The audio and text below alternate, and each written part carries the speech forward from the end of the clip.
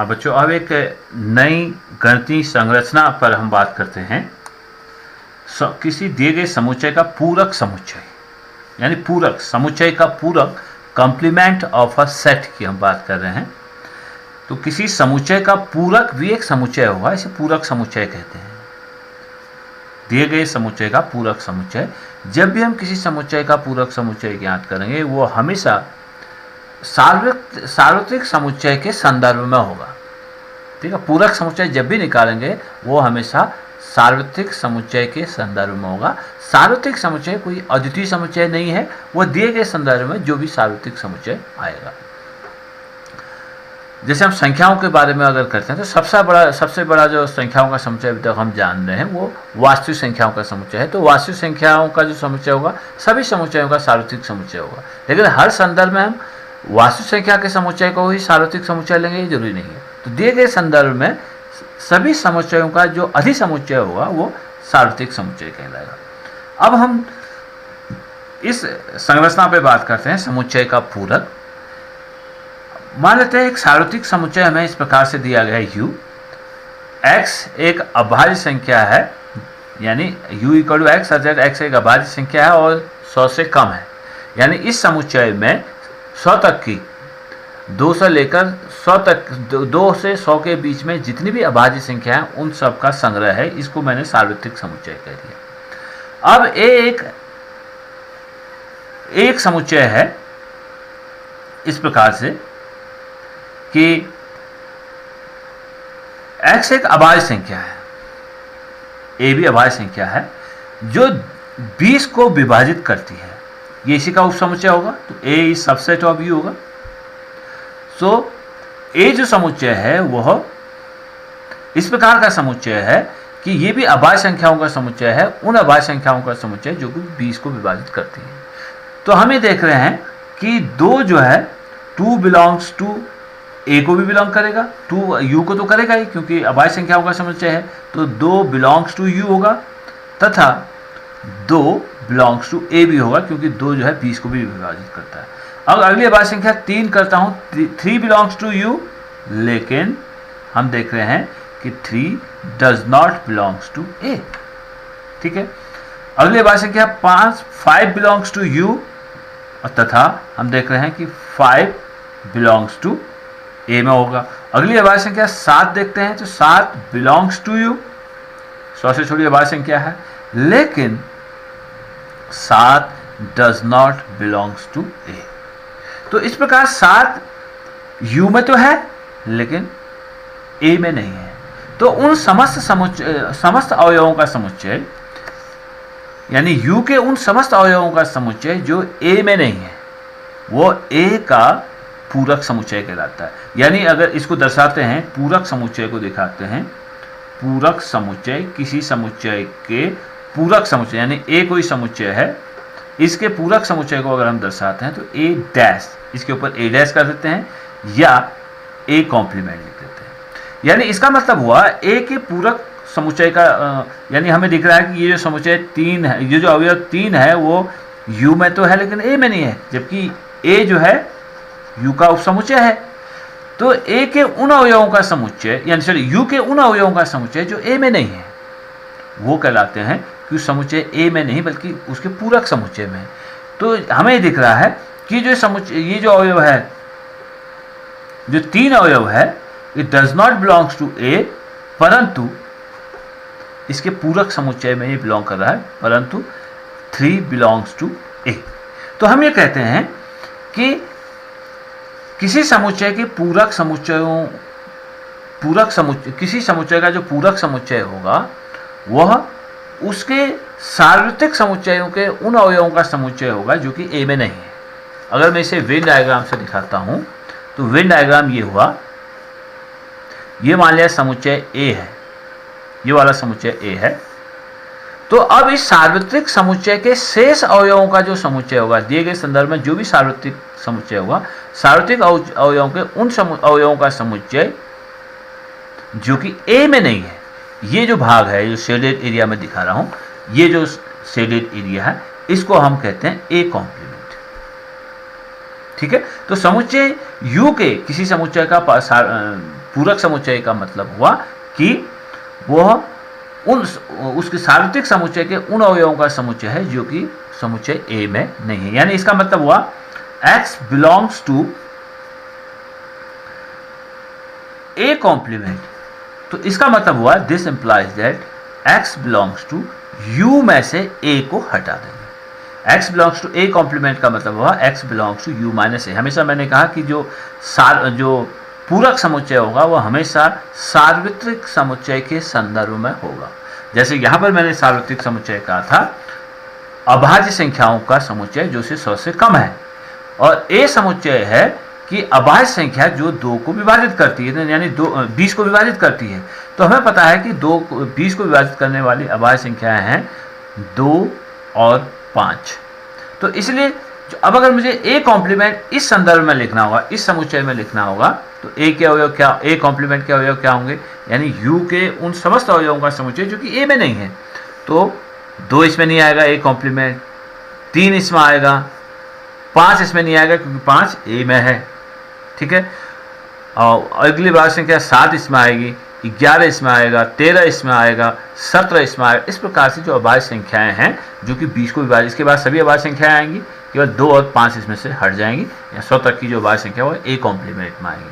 तो कहने का मतलब यह है कि किसी समुच्चय ए का पूरक समुच्चय उसके सार्वत्रिक समुच्चय में समुच्चय ए के अवयवों को हटा देने से प्राप्त होता है। यानी अगर कोई अवयव ए कॉम्प्लीमेंट में होगा तो इसका मतलब x belongs to u minus A में होगा। इस प्रकार से हम सार्वत्रिक समुच्चय को दर्शाते हैं। जैसे मेरे पास एक समुच्चय मान लिया है, हमेशा सार्वत्रिक समुच्चय के संदर्भ में ही होगा। मेरे पास एक सार्वत्रिक समुच्चय मान लिया 1 से 10 तक की संख्याएं, 1 2 3 4 5 6 7 8 9 10, ये मेरे पास एक सार्वत्रिक समुच्चय है। और समुच्चय ए जो है ये मान लिया सभी विषम संख्याओं का समुच्चय, 1 3 5 7 9, मान लिया ये समुच्चय ए मेरे पास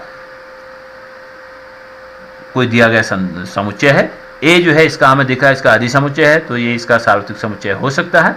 इसलिए अगर मुझे ए कॉम्प्लीमेंट निकालना होगा तो ए कॉम्प्लीमेंट समुच्चय क्या होगा कि समुच्चय यू से समुच्चय ए के अवयवों को हटा देंगे। तो ये जो समुच्चय होता है यू माइनस ए समुच्चय, यानी यू माइनस ए समुच्चय हुआ, यानी 1 3 सारी सम संख्याओं को हम सारी विषम संख्याओं को इसमें से निकाल देंगे तो बच जाएंगी सम संख्याएं। तो 2 4 6 8 10 जो समुच्चय होगा वो ए कॉम्प्लीमेंट समुच्चय हो जाएगा। इस प्रकार से हम कॉम्प्लीमेंट समुच्चय को निकालते हैं। अब इसमें एक नियम आता है, एक मैथमेटिशियन डिमॉर्गन के आधार पर, गणितज्ञ हैं ये डिमॉर्गन, गणितज्ञ हैं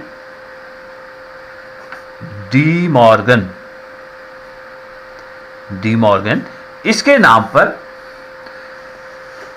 डिमॉर्गन के नाम पर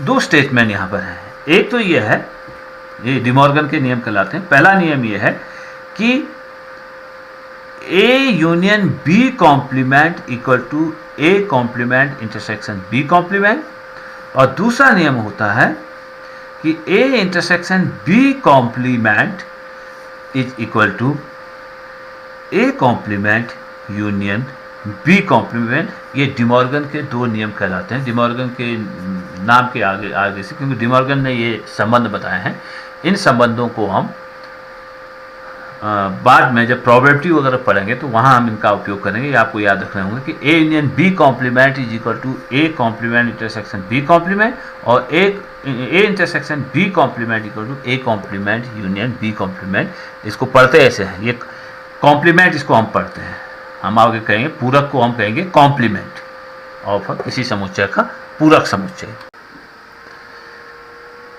इसको सिद्ध किया जा सकता है, यानी ये दोनों समुच्चय बराबर हैं। A union B complement equal to A complement intersection B complement होता है। इसको सिद्ध किया जा सकता है। किस प्रकार से हम इसको सिद्ध करते हैं? पहले वाले को सिद्ध करते हैं। माने ये वही बात हुई जैसे हम कल बात कर रहे थे, पिछले वीडियो में बात किया कि दो समुच्चय ए इक्वल टू बी हमें सिद्ध करना है। तो हम क्या करते हैं, पहले हमें दिखाएंगे कि x belongs to a implies that x belongs to b दिखाएंगे। इसका मतलब ये हो जाएगा कि a is subset of b हो जाएगा। फिर हम दिखाएंगे कि कोई दूसरा ले लें, y belongs to b implies that y belongs to a। इससे हमारे पास यानी b का प्रत्येक अवयव a में है, ये इसका अर्थ हो गया, इसलिए b is subset of a।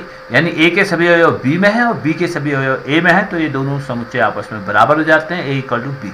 वही तरीका दो समुच्चयों को बराबर दिखाने का है। तो मुझे ये दोनों समुच्चय बराबर दिखाने हैं, तो मानता हूँ बाएं तरफ से, माना x belongs to a union b complement, इसका कोई अवयव है a यूनियन b का कॉम्प्लीमेंट है। अगर x जो है a यूनियन b कॉम्प्लीमेंट को बिलोंग करता है, तो इसका मतलब ये होगा कि x does not belongs to a union b। ठीक है, इस बात को ध्यान रखना है कि दो समुच्चय, एक समुच्चय a और उसका जो कॉम्प्लीमेंट समुच्चय होगा, उन दोनों समुच्चयों का जो यूनियन होगा वो हमेशा यूनिवर्सल सेट होगा। यानी ये आपके पास दिख रहा पूरा यूनिवर्सल सेट है, ये जो सेटेड बाहर वाला रीजन है वो a कॉम्प्लीमेंट है, अंदर वाला समुच्चय a है। अगर हम a कॉम्प्लीमेंट यूनियन a कर देंगे तो वो यूनिवर्सल सेट के बराबर हो जाएगा। तो यूनिवर्सल सेट में a के भी और a कॉम्प्लीमेंट के भी सारे अवयव होंगे, तो a union a complement equal to u हो जाता है। उसी प्रकार से अगर हम a यूनियन b, एक समुच्चय है, union a union b complement अगर हम कहते हैं, तो इसका मतलब ये यूनिवर्सल सेट, सार्वत्रिक समुच्चय u हो जाएगा। इसका मतलब जो अवयव a यूनियन b में नहीं है वो a यूनियन b कॉम्प्लीमेंट में होंगे, और जो a यूनियन b कॉम्प्लीमेंट में नहीं है वो a यूनियन b में होंगे। ठीक हो गया। अगर x a union b complement को बिलोंग करता है, तो इसका मतलब हुआ x जो है a यूनियन b में नहीं होगा, क्योंकि एक दूसरे के पूरक समुच्चय है। ये बात है, जो अवयव a में होंगे वो a कॉम्प्लीमेंट में नहीं होंगे, और जो a कॉम्प्लीमेंट में होंगे वो a में नहीं होंगे। ठीक है, तो x belongs to a union b complement का मतलब हुआ x does not belongs to a union b। अगर x a यूनियन b को बिलोंग नहीं करता है, तो this implies that x does not belongs to a, तथा वो b को भी बिलोंग नहीं करेगा, x does not belongs to b।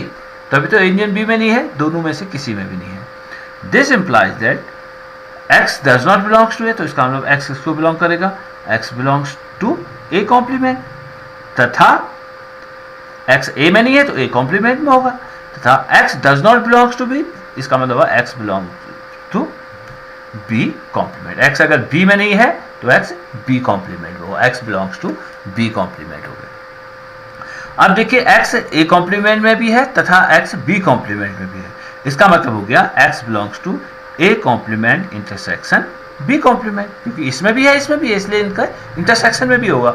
तो हमने ये दिखा दिया कि x belongs to a union b complement बराबर x belongs to a complement intersection b complement. इसलिए फाइनली हमारे पास ये मिला कि इसका प्रत्येक अवयव इस समुच्चय में a complement intersection b complement में है, इसलिए a union b complement is equal to subset of, क्योंकि इसका प्रत्येक अवयव इसमें है, अभी दिखाया हमने, तो इसका मतलब ये a union b complement is subset of a complement intersection b complement, इसे संबंध a कहते हैं।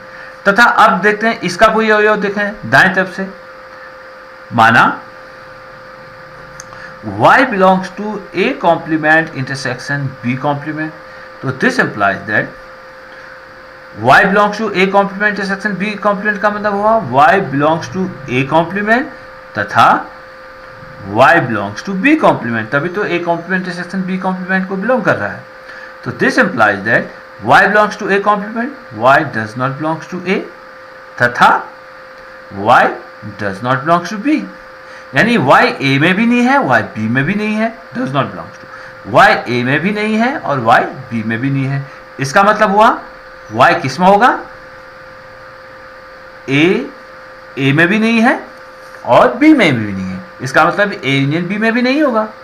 a यूनियन b में किसके अवयव होंगे, a यूनियन b में वो उसे या तो a में होना चाहिए या b में होना चाहिए या दोनों में भी है, लेकिन यहाँ पर y a में भी नहीं है और b में भी नहीं है, इसका मतलब है y does not belongs to a union b। तो दिस इंप्लाइज दैट y किसको बिलोंग कर रहा है, अगर a यूनियन b में नहीं है तो y बिलोंग करेगा a यूनियन b के कॉम्प्लीमेंट को।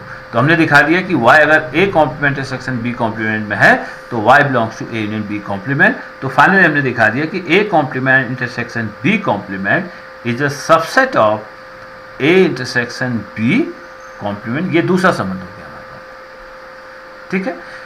तो हमने दिखाया कि a union b complement is a complement intersection b complement, और A complement intersection B complement is equal to हमने दिखा दिया कि is a subset of A union B complement. तो ये दोनों संबंध से हम कहेंगे, इसलिए हमारे पास ये हुआ कि A union B complement is equal to A intersection B complement. यानी इसके सभी अवयव हमने दिखा दिया कि इस समुच्चय के सभी अवयव इसमें थे, फिर हमने दिखा दिया कि इस समुच्चय के सभी अवयव इसमें हैं, तो ये दोनों समुच्चय आपस में बराबर होंगे। ये डी मॉर्गन का पहला नियम है।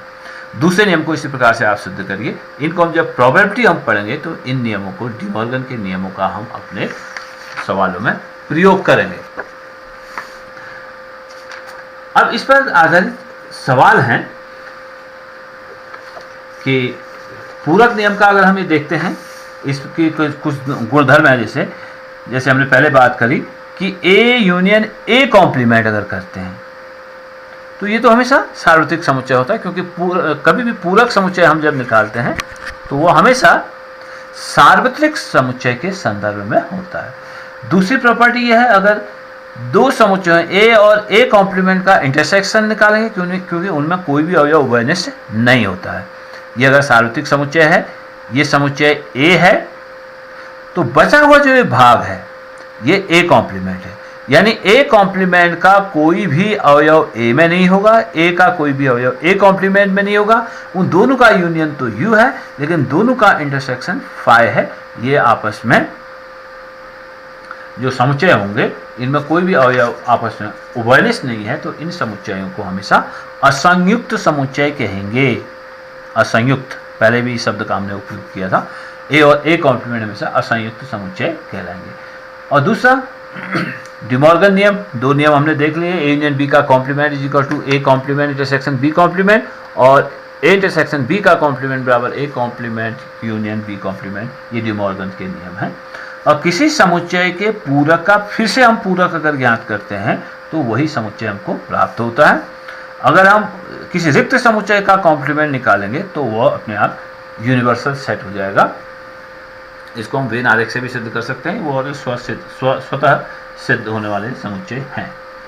अब इस पर एक्सरसाइज है, इस एक्सरसाइज को आप देखिए कि U एक समुच्चय है, 1 2 3 4 5 6 7 8 9 इसके अवयव हैं, और A के अवयव है जिसके अवयव 1 2 3 4, B है 2 4 6 8 और C है। तो A कॉम्प्लीमेंट निकालो करा, तो यानी समुच्चय U से A के अवयव निकाल देते हैं। 1 2 3 4 को निकाल देंगे, 5 6 7 8 9 बच गया। B कॉम्प्लीमेंट यानी U से आपको B के अवयव निकाल देने हैं, ये B कॉम्प्लीमेंट हो गया। अब A यूनियन C कॉम्प्लीमेंट आपको निकालना, पहले हम निकालेंगे A यूनियन C। एक्सरसाइज 1.5 को अगर हम देखते हैं, इसका पहले का तीसरा भाग अगर देखते हैं तो A और C समुच्चय आपको दिए हैं। A यूनियन C समुच्चय को मैं सीधे निकाल देता हूँ।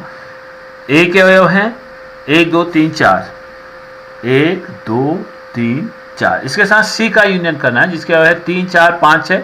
3 4 की तो पुनरावृत्ति हो रही है तो 5 6 हो गए। अब अगर हमें A यूनियन C कॉम्प्लीमेंट ज्ञात करना है, U में जो है 1 से 9 तक के अवयव हैं, तो U जो समुच्चय है, सार्वत्रिक समुच्चय है, इसमें अवयव हैं 1 2 3 4 5 6 7 8 और 9, ये अवयव U में है। अब A यूनियन C कॉम्प्लीमेंट अगर निकालते हैं, यानी ये जो A यूनियन C है वो U का ही उपसमुच्चय है, तो इसमें से अगर A यूनियन C कॉम्प्लीमेंट अगर हम निकालते हैं तो 1 2 3 4 5 6 निकल जाएंगे, तो इसका अवयव हो जाएगा 7 8 9, इसके अवयव हो जाएंगे। तो A यूनियन C कॉम्प्लीमेंट इस प्रकार से होगा। उसी प्रकार से आप A यूनियन B निकालिए, फिर उसका कॉम्प्लीमेंट निकालिए। जैसे ये हमारे पास B माइनस C का कॉम्प्लीमेंट ज्ञात करना है सपोज, तो पहले हम समुच्चय B माइनस C ज्ञात कर लेंगे। यानी B माइनस C का मतलब हुआ समुच्चय B से समुच्चय C के अवयव हमको हटा देंगे। B के अवयव हैं 2 4 6 8 और C के अवयव हैं 2 3 4 5 6, यानी 2 इनमें उभयनिष्ठ नहीं है। यानी हमने B माइनस C समुच्चय पहले हमने ज्ञात करा। B के अवयव थे 2 4 6 8, C के अवयव थे 3 4 5 है, आप इसे बुक में देख लीजिए। B माइनस C का मतलब हुआ B के उन अवयवों का समुच्चय जो C में नहीं है, तो ये 2 8 आया। अब B माइनस C का कॉम्प्लीमेंट निकालेंगे। हमेशा ये जो पूरक समुच्चय होगा वो सार्वत्रिक समुच्चय के संदर्भ में होगा। तो B माइनस C कॉम्प्लीमेंट का मतलब हुआ U में से हमने B माइनस C के अवयव हटा देने हैं, तो जो अवयव 2 और 8 को हटा के जो समुच्चय बनता है 2 1 3 4 5 6 7 और 9, ये जो है बी माइनस सी कॉम्प्लीमेंट हो जाएगा। इस प्रकार से आप इनको करिए। वैसे ये है। दूसरा सवाल है, यू एक समुच्चय है जिसके हैं A B C D E F, तो निम्नलिखित समुच्चय के पूरक निकालिए। ए बी सी डी के पूरक निकालिए। तो सिंपल सी एक्सरसाइज ये है। तीसरा सवाल है, प्राकृतिक संख्याओं के समुच्चय को सार्वत्रिक समुच्चय मानते हुए निम्नलिखित समुच्चय के पूरक समुच्चय ज्ञात कीजिए। जो सार्वत्रिक समुच्चय यू है वो प्राकृतिक संख्याओं का समुच्चय है। तो x एक प्राकृतिक सम संख्या है, तो इसका पूरक समुच्चय हो जाएगा x एक प्राकृतिक विषम संख्या है। दूसरा है x सच दैट x एक प्राकृतिक विषम संख्या है, तो इसका पूरक समुच्चय हो जाएगा x सच दैट x एक सम प्राकृतिक संख्या है। ठीक है, ये इसका पूरक समुच्चय हो जाएगा। तीसरा है x संख्या 3 का एक धन गुणज है, तो इसका जो पूरक समुच्चय हो जाएगा x संख्या 3 का एक धन गुणज नहीं है। सिंपल सी। x संख्या एक अभाज्य संख्या है, x z x एक अभाज्य संख्या है। ये प्राकृतिक संख्याओं के संदर्भ में इसे कहना है, यानी x z x एक अभाज्य संख्या नहीं है। इस प्रकार से हम निकालेंगे। x z x 3 और 5 से विभाज्य होने वाली एक संख्या है, और यहाँ पर लिखेंगे 3 और 5 से विभाज्य होने वाली संख्या नहीं है। सिंपल। तो सातवां है x संख्या x एक पूर्ण घन संख्या है, x सच दैट x एक पूर्ण घन नहीं है, यानी ये पूरक समुच्चय हो जाएंगे। इस प्रकार से हम इनको देखेंगे। अगर आप इसको देखें, 8वां सवाल, सवाल नंबर 3 का 8वां सवाल आप अगर देखते हैं, सवाल है इस समुच्चय का आपको पूरक समुच्चय निकालना है। ए अगर मैं इसे कह देता हूँ, ए एक समुच्चय है x सच दैट x धन 5 बराबर 8, x धन x सच दैट x धन 5 बराबर 8, ये हमारे पास कोई समुच्चय है। ठीक है, तो हमें अगर इसका पूरक समुच्चय निकालना है, ए कॉम्प्लीमेंट ज्ञात करना है, तो क्या हो जाएगा, x धन 5 इक्वल टू 8 है, तो हम कहेंगे x सच दैट x धन 5 इज नॉट इक्वल टू 8, ये इसका पूरक समुच्चय हो जाएगा। ठीक हो गया, x धन 5 इज नॉट इक्वल टू 8, तो ये इसका पूरक समुच्चय हो गया। जैसे ये है, इसी का 9वां सवाल है, जैसे समुच्चय ए आपके पास है x such that 2x plus 5 is equal to 9, तो इसका जो पूरक समुच्चय अगर हम लिखेंगे, ए कॉम्प्लीमेंट समुच्चय लिखेंगे, तो लिखेंगे x such that 2x plus 5 is not equal to 9। इस प्रकार से हम इसके पूरक समुच्चयों को ज्ञात करेंगे। और इसी का जैसे ये है, 11वां सवाल है, समुच्चय ए मान लिया ये है x सच दैट x एक प्राकृतिक संख्या है, x बिलोंग्स टू n, और दूसरी शर्त ये है 2x plus 1 is greater than 10, 2x plus 1 is greater than 10।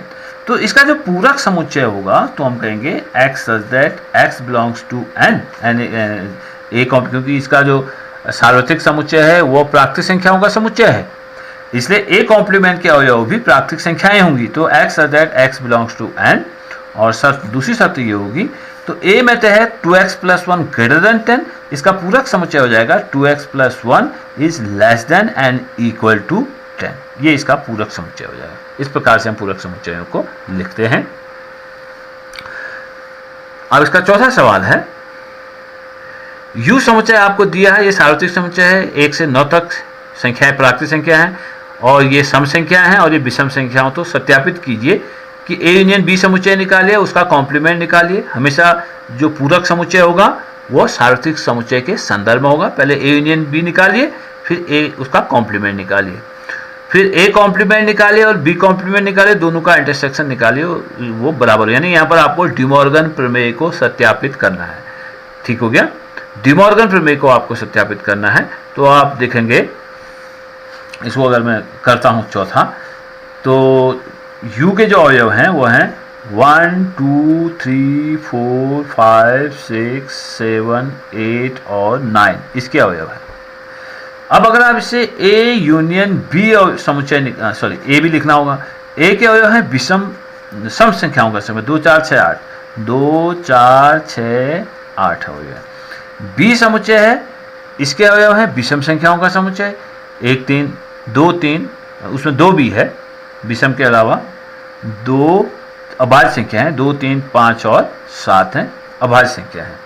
अब अगर हम ए यूनियन बी समुच्चय निकालते हैं तो ए यूनियन बी, तो 2 होगा, 3 होगा, 4 होगा, 5 होगा, 6 होगा, 7 होगा और 8 होगा। 2 की पुनरावृत्ति हो रही है, तो 2 3 4 5 6 7 8 ए यूनियन बी हो गया। अब अगर हम ए यूनियन बी कॉम्प्लीमेंट ज्ञात कर रहे हैं तो मैंने कहा था हमेशा जो किसी समुच्चय का पूरक समुच्चय उस संदर्भ में दिए गए सार्वत्रिक समुच्चय के संदर्भ में ही होगा। यहाँ सार्वत्रिक समुच्चय ये है, तो अब ए यूनियन बी कॉम्प्लीमेंट हो जाएगा। हम यू में से ए यूनियन बी के अवयवों को हटा देंगे, 2 3 4 5 6 7 8 को हटा देंगे तो अवयव बचेंगे 1 और 9। ये ए यूनियन बी कॉम्प्लीमेंट हुआ। दूसरा हमें निकालना है ए कॉम्प्लीमेंट, इसे संबंध ए कह देता हूं मैं। ए कॉम्प्लीमेंट अगर निकालते हैं तो हमें ये भी हमेशा पूरक समुच्चय हमेशा सार्वत्रिक समुच्चय के संदर्भ में होगा। तो ए कॉम्प्लीमेंट जो है हम यू में से ए के अवयव को हटा देंगे, तो 1 ये है 2 4 6 8, तो 1 3 5 7 और 9। और बी कॉम्प्लीमेंट हमारे पास है, अब हम u में से b के अवयव हटा देंगे, तो 1 2 3 यहाँ है, 4 हो जाएगा, 5 यहाँ है, 6 हो जाएगा, 7 यहाँ है, 8 हो जाएगा और 9 हो जाएगा। अब अगर हम a complement intersection b complement अगर ज्ञात करते हैं तो दोनों में उभयनिष्ठ अवयव, एक तो आपको दिख रहा है 1 a कॉम्प्लीमेंट में 1 उभयनिष्ठ है, और 3 यहाँ नहीं है, 5 यहाँ नहीं है, 7 यहाँ नहीं है, और दूसरा अवयव है 9, तो ये अवयव दिख रहा है आपको। A complement intersection B complement is equal to 19 है, और A union B complement is equal to 19 है। तो दोनों संबंधों से हमें दिख रहा है कि A union B complement equal to A complement intersection B complement. यहाँ पर हमने डी मॉर्गन प्रमेय को सत्यापित किया है। हमने शुरू में इसे सिद्ध किया था, अभी हमने सत्यापित किया है। वैसे ही डी मॉर्गन प्रमेय का दूसरा भाग भी है, A intersection B complement equal to A complement union B complement. इसे हमको सत्यापित करना है दिए गए संदर्भ में। पांचवा है निम्नलिखित में से प्रत्येक के लिए उपयुक्त होगा ये उपयुक्त वेन आरेख खींचिए। आपके पास वेन आरेख बनाना है हमें, ए यूनियन बी कॉम्प्लीमेंट का हमें वेन आरेख बनाना है। तो वेन आरेख का मतलब हमेशा सबसे पहले हम एक सार्वत्रिक समुच्चय खींचेंगे, ये सार्वत्रिक समुच्चय U है।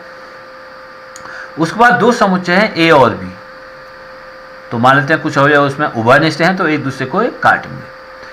तो A यूनियन B जो समुच्चय होगा वो ये पूरा भाग हो गया, इसमें इसके अवयव भी होंगे, इसके अवयव भी होंगे, यानी ये दोनों के उभयनिष्ठ अवयव भी होंगे और ये अवयव भी होंगे। तो A यूनियन B कॉम्प्लीमेंट अगर हम इसको सेट करते हैं तो ये वाला जो भाग हुआ है, यानी A यूनियन B के बाहर जो भाग हुआ वो हमारे पास A यूनियन B कॉम्प्लीमेंट हो जाएगा इस प्रकार से, यानी ये जो भाग है वो A यूनियन B कॉम्प्लीमेंट हो गया, पहला भाग है। दूसरा हमें दिखाना है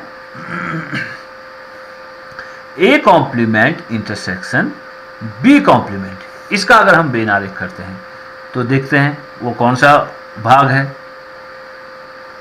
फिर से ये U समुच्चय था, मान लिया A था, ये B है, ठीक है। तो A कॉम्प्लीमेंट में कौन से अवयव हुए? A कॉम्प्लीमेंट में वो अवयव हुए A complement intersection B complement, यानी A के बाहर के सभी अवयव हुए। और B कॉम्प्लीमेंट का मतलब हुआ B के समुच्चय B के बाहर के सभी अवयव, यानी समुच्चय A के बाहर के अवयव, यानी यूनिवर्सल सेट के सार्वत्रिक समुच्चय के वो अवयव जो A में नहीं है और जो B में भी नहीं है, जो A में नहीं है और जो तो A complement intersection B complement का मतलब हुआ उन अवयवों का समुच्चय जो A में नहीं है, इंटरसेक्शन का मतलब हुआ और जो B में भी नहीं है, समुच्चय B में नहीं है। तो A में नहीं है का मतलब इस समुच्चय A को हम निकाल देते हैं, ये समुच्चय A है, ये समुच्चय B है, ये समुच्चय A है, ये समुच्चय B है। जो समुच्चय A में नहीं है और जो समुच्चय B में भी नहीं है तो वो अवयव फिर से ये बाहर वाले भाग हो गए।